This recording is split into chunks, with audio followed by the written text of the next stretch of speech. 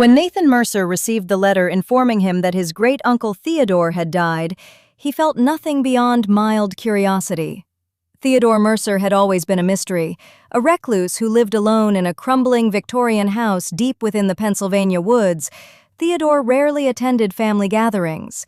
Children whispered stories about him. Adults spoke of him only in passing. Over the years, he became little more than a strange name attached to an old family branch. The inheritance was even stranger. Nathan received only a single item, a painting. No money, no property, no explanation. Just a large canvas wrapped in black cloth accompanied by a handwritten note. To Nathan, the last Mercer with enough sense to listen. Never uncover this painting during a full moon. If you hear knocking from inside the canvas, do not answer. If the figures begin moving, leave immediately. And whatever happens, do not look into the eyes of the woman in white. Nathan laughed when he finished reading. The old man had clearly gone insane. The painting itself was magnificent. It depicted a moonlit village nestled beside a dark forest. Ancient stone cottages lined narrow pathways. A church stood at the center. Beyond it loomed twisted woods that seemed almost alive. Dozens of villagers occupied the scene.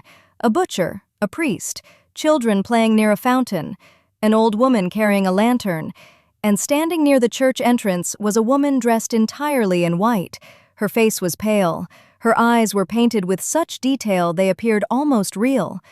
Nathan found himself staring at them longer than he intended.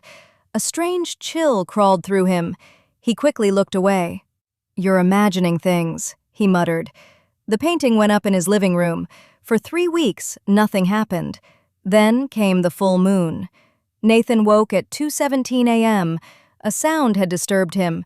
Knocking, soft, rhythmic, tap, tap, tap. He sat upright. The sound came again. Tap, tap, tap. It wasn't coming from the front door. It wasn't coming from a window. It was coming from downstairs. Nathan grabbed a flashlight and descended the steps. The house felt unnaturally cold. His breath formed faint clouds. The knocking continued. Tap, tap, tap. The sound led him directly into the living room. His stomach tightened. The painting. The knocking was coming from inside the painting. Nathan froze. The villagers were moving. Not moving as a trick of light. Not an illusion. Actually moving. The children ran through the village square. The broker sharpened a knife. Smoke drifted from chimneys. The painted church bell swung silently. Nathan staggered backward. The woman in white slowly turned toward him, then smiled. The knocking stopped. For several seconds, nothing happened. Then a hand emerged from the canvas. A real hand, pale, thin, rotting. It pushed through the painted surface like someone breaking through water. Another followed. Then a face. The old lantern woman climbed from the painting. Her joints cracked loudly. Her eyes were empty black pits. Nathan screamed. The creature dropped onto his hardwood floor. More figures emerged behind her. The butcher, the priest, the children, one after another. They climbed from the canvas and entered the room, and every one of them wore the same horrifying smile. Nathan fled into the night. He drove until dawn.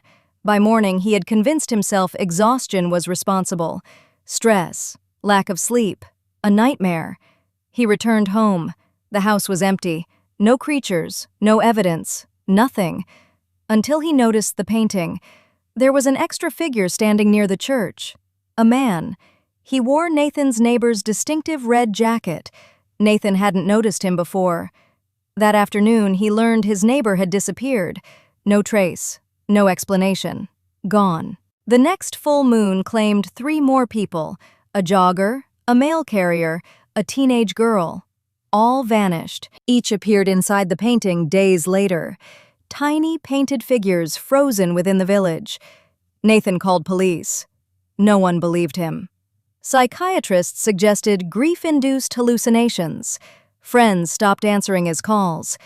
But Nathan knew the truth. The painting was feeding, growing, collecting, and every full moon its population increased. Determined to destroy it, Nathan carried the painting into his backyard. He doused it with gasoline, set it ablaze. The canvas burned, the frame cracked, flames consumed everything. Nathan watched in relief. Then a scream erupted from the fire. Hundreds of voices, men, women, children, all shrieking simultaneously. The flames died instantly. The painting remained untouched, perfect, not even a scorch mark. Behind the painted church stood several new figures, watching him, smiling. Months passed. The village expanded. New buildings appeared, new streets, new residents, all stolen, all trapped. The painting had become larger. Nathan knew that was impossible, yet it now occupied nearly an entire wall. The woman in white remained at the center, waiting, watching, growing clearer each month. Her eyes seemed almost human now, almost alive. Then came the night everything changed. The largest full moon in decades rose over the horizon. Nathan barricaded every door, covered every window, locked himself inside a bedroom. At midnight, the house began shaking, not from wind, not from thunder, from footsteps. Thousands of footsteps, below him, around him, inside the walls. Nathan opened the bedroom door. His blood turned to ice. Every figure from the painting now stood inside his home. Hundreds of them. The villagers filled every hallway, every room, every staircase. The butcher carried a rusted cleaver. The children giggled. The priest whispered prayers backward. And the woman in white stood at the center. She was no longer painted. She was real. Her eyes found Nathan. He remembered his uncle's warning, "Do not look into her eyes." Too late.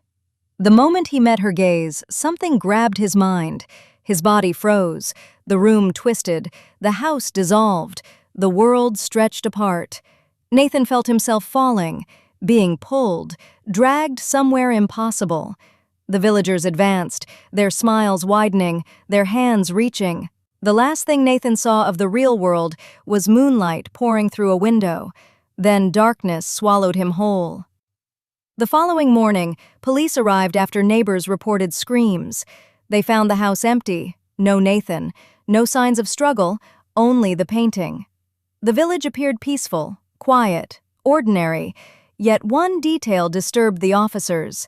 Near the church stood a new figure, a terrified man frozen mid-scream, his hands pressed against an invisible barrier, his mouth open in silent horror, his eyes pleading for help.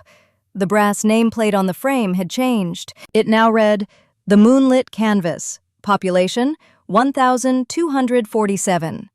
Months later, the painting appeared in an estate auction. No one knew where it came from. An elderly collector purchased it and hung it in his study. The painting drew considerable admiration, especially from visitors. Many commented on the incredible realism, particularly the man near the church.